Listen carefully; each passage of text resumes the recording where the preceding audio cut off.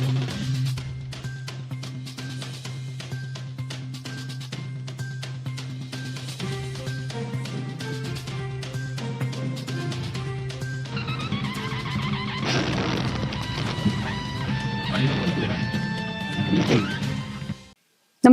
आपण पाहता हिरकणी न्यूज.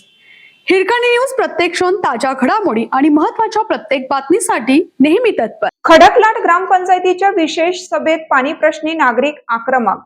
एक दिवसाआड पाणी पुरवठ्याचे आश्वासन. खडकलाट तालुका चिकोडी येथे आज ग्रामपंचायतीची विशेष सभा पार पडली. पाणी टंचाईच्या प्रश्नावर नागरिकांनी संताप व्यक्त करत ग्रामपंचायत प्रशासनाला धारेवर धरलं. यावेळी पीडीओ आणि नागरिकांमध्ये शाब्दिक चकमकही झाली. अखेर एक दिवसाआड पाणी पुरवठा करण्याचे आश्वासन दिल्यानंतर वातावरण शांत झाले. खडकलाट ग्रामपंचायतीमध्ये आज आयोजित करण्यात आलेल्या विशेष सभेला चिकोडीचे सीडीपीओ SS कांबळे हे प्रमुख अधिकारी म्हणून उपस्थित होते. सभेच्या सुरुवातीलाच पंचशील नगर येथील नागरिकांनी पाणी पुरवठ्याच्या प्रश्नावरून पीडीओ मोमीन यांना जाब विचारत तीव्र नाराजी व्यक्त केली.